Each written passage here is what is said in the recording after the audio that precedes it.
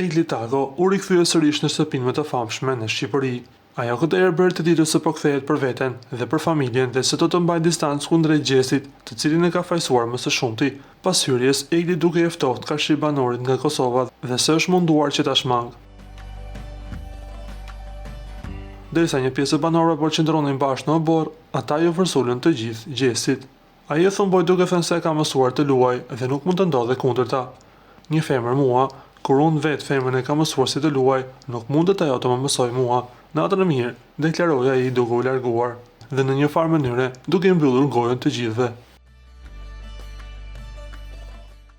Ne duhet të kujtojmë se pas disa problemeve shëndetësore, Egli vendosi të largohet nga gara, mirëpo pas disa ditësh, ajo u pa mirë dhe u rikthye në shtëpinë të famshme. Me rikthimin e saj bie në sy paraqitja, e cila kishte vendosur të jetë në fustan të bardhë, për dallim nga hyrja e parë që ishte me fustan të zi. Andaj, nga kjo, ndjekësit kanë urdhëruar që kjo eksperiencë, pra rifutja e saj për herë të dytë, të jetë më e mirë për të. Ju lutem klikoni tek butoni subscribe për të marrë të rejat më të fundit nga showbizi shqiptar.